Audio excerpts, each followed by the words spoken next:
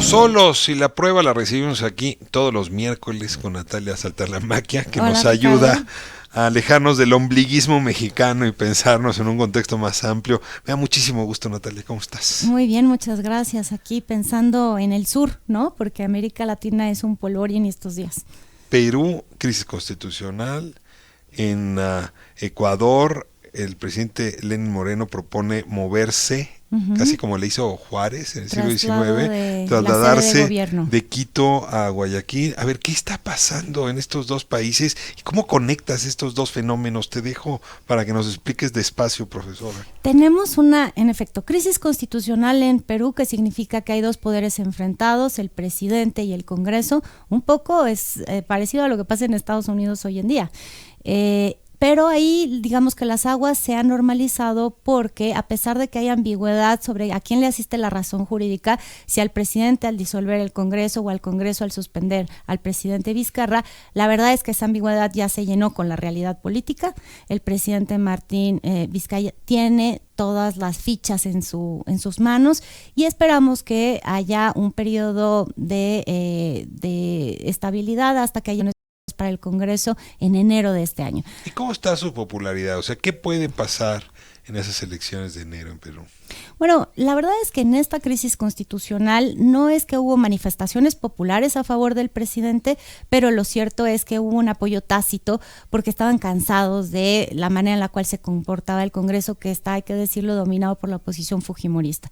Entonces, es posible que haya un cambio en la mayoría, un pequeño cambio en la mayoría de ese Congreso, que de todas maneras, Ricardo, solo dura un año, porque luego vienen las elecciones que estaban planeadas, digamos, en el calendario electoral regular, y habrá un Congreso y un presidente para un siguiente periodo constitucional.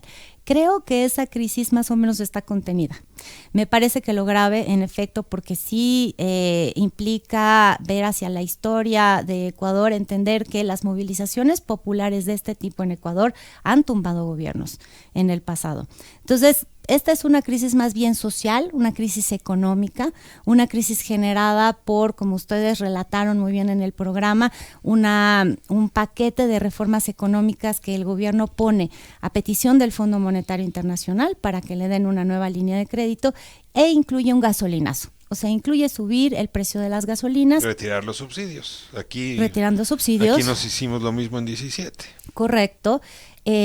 Eso significa que los precios del transporte público suben, que el transporte de carga sube y las comunidades más apartadas, las comunidades indígenas, las comunidades campesinas que están muy bien organizadas en el Ecuador, hay que decirlo, pues inmediatamente se unieron a los transportistas para hacer una protesta que hoy en día ocupa la capital, ¿no? Que es Quito, y que tiene al gobierno en jaque porque le están pidiendo que derogue estas medidas.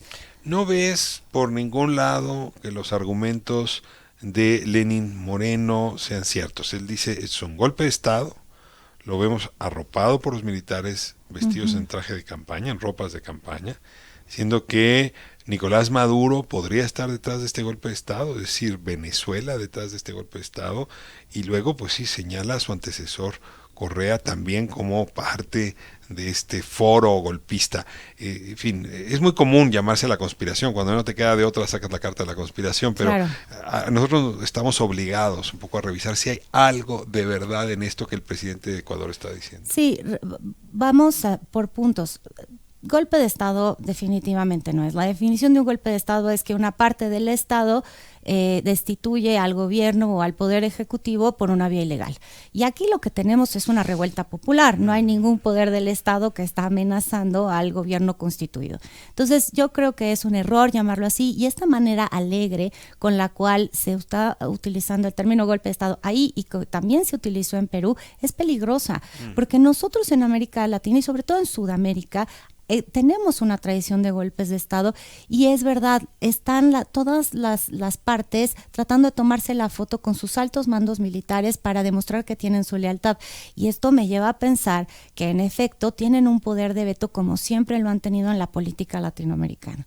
Entonces, bueno, por ahí hay, por ejemplo, un vaso de conexión. Estamos usando demasiado alegremente esta idea de golpe de Estado cuando no necesariamente aplica. Bueno, a ver, déjame seguir en esa misma vena de lo que se usa con sobradez, digamos, Sí. con exageración. a los militares.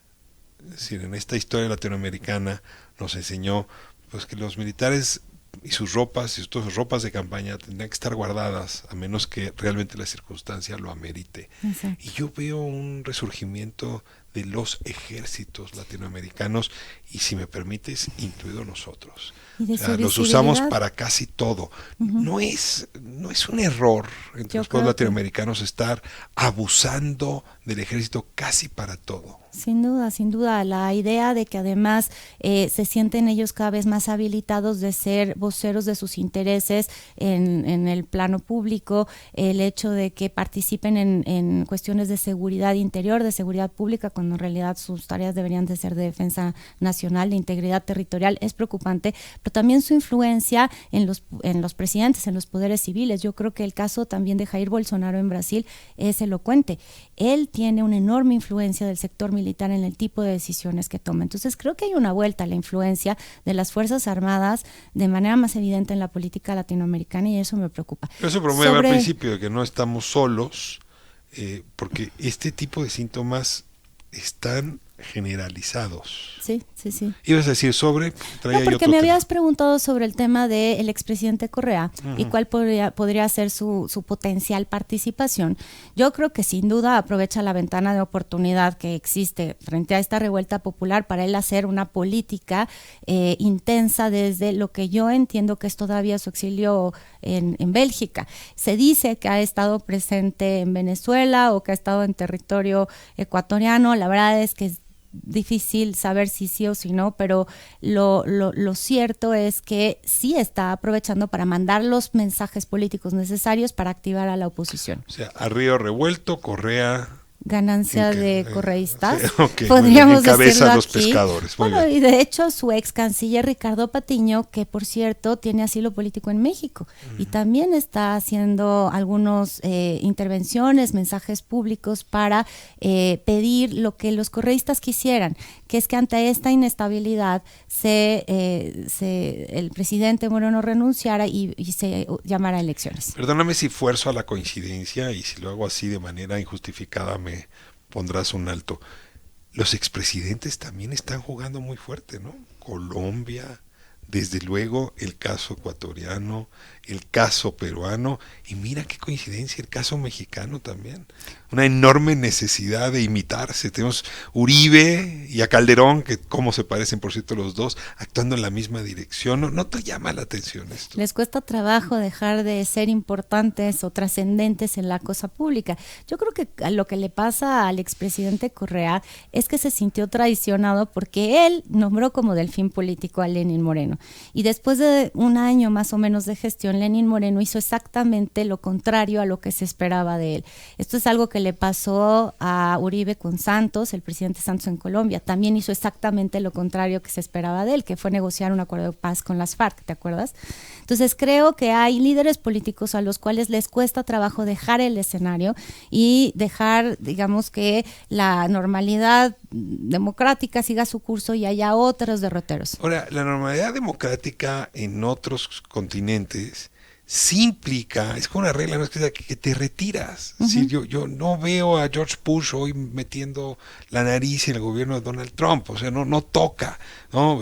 Bueno, Bill Clinton no es el que se está metiendo, y de hecho ya los Clinton están fuera, pero si te mueves a Europa, en efecto hay un momento donde los mandatarios se retiran. Claro. ¿Qué está pasando en América Latina? ¿Se hablarán entre ellos, se inspirarán el uno al otro? ¿Es un contagio? Quizás sea el rasgo de la personalización de la política que ha sido como un rasgo característico de todos nuestros gobiernos. Fíjate cómo también en todos estos países la grieta fundamental, la polarización más profunda se da entre correístas y anticorreístas, fujimoristas, antifujimoristas, peronistas, antiperonistas, son los nombres de personas. O sea, pero las en México grietas no es políticas, neoliberales, antineoliberales. Por ahora no tenemos un nombre propio en el medio, espero que eso siga siendo nuestra constante, pero yo lo que te quiero decir es que este es el síntoma de cómo los personajes, los individuos amasan tanto poder público y generan tanto a su alrededor que después la política se entiende en contra o a favor de ellos. ¿Me dejas ponerte una hipótesis? Y quizá ahora sí nos puede servir para hablar de ello. Es que estar en el poder te da inmunidad. Y en un país donde se está persiguiendo delitos diversos, particularmente de corrupción, tener inmunidad es muy importante. Entonces a veces el intento de regresar es para volverte a vestir de espacios de inmunidad que te protejan del castigo. Y ahí voy hacia el tercer síntoma que es muy evidente. La corrupción no es un problema solamente de México. América Latina está lastrada, herida por actos de corrupción, otra vez, ¿no? Desde la Patagonia hasta el Río Bravo. Sí, y con un hilo conductor muy claro en estos países, que es la trama de sobornos y de corrupción de la empresa brasileña Odebrecht. Odebrecht como razón principal de Como esta razón epidemia principal, de corrupción. sí, sí, como razón principal. Si lo piensas, en Perú, los 4 presidentes del siglo XXI han terminado, 2 en prisión, uno ya salió, otro está huido en Estados Unidos con un proceso de extradición a Perú, que es Alejandro Toledo, y otro se suicidó, que es Alan García, por imputaciones de corrupción relacionadas con Odebrecht.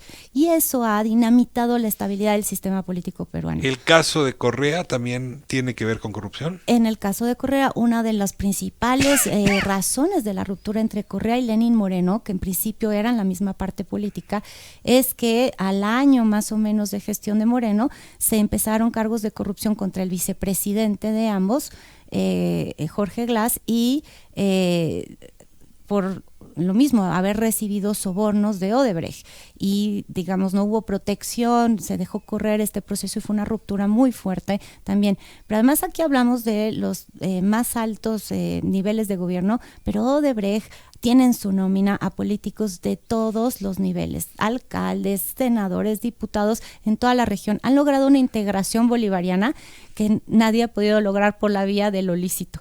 Y eso es, la verdad es que es bastante desestabilizador. Déjame ir por la última pregunta. Fuerte de esta experiencia que tú conoces, esta persecución y cacería de brujas que se ha observado en casi todo el subcontinente, ¿te parece sensata la idea del presidente López Obrador de no hacer una cacería de brujas similar en México? Es decir, de no ir por todos sus antecesores, porque dice, no tendría yo tiempo para construir país y me dedico a perseguirlos. Pero yo supongo que después de ver lo que pasó en Brasil, lo que ocurrió en Argentina... Qué buena anotación, sí. A ver. No, yo te diría, a ver, desde el punto de vista pragmático, si tú ves el espejo de esos países, en efecto se generó una suerte de desbaratamiento total de los sistemas políticos. Y entonces un poco la lección pragmática es, podríamos evitar esta bomba de tiempo que produce los cargos de corrupción asociados además a estos montos millonarios, etcétera. Pero lo cierto es que también lo que ha pasado aquí es que hay una politización de lo que es en realidad un tema judicial. Uno podría apartar las dos cosas si quisiera. Podría pensar que corra por la vía judicial lo que tenga que ser llevado ante la justicia, y que los actores políticos trataran de evitar que esa fuera su principal munición frente al rival. Yo sé que es mucho pedir. Es grande, ¿no? Es mucho pedir. Es lo que no ha pasado. De hecho, hay una politización de la justicia tremenda, y entonces hay cargos ciertos y cargos falsos, y ya es difícil diferenciar una cosa de la otra. Pero creo que sí, que lo que se ha visto es que un asunto que era de plano judicial se ha politizado, y eso ha generado una explosión. Cierro con la última coincidencia, las mareas rojas. Y no sé si hay marea azul o cómo se llama la opositora. Digamos, ¿tú colocarías también una guerra ideológica en esto que estamos observando tanto en Perú como en Ecuador? ¿O son coincidencias que no tienen nada que ver con la discusión de las ideas o de las banderas políticas?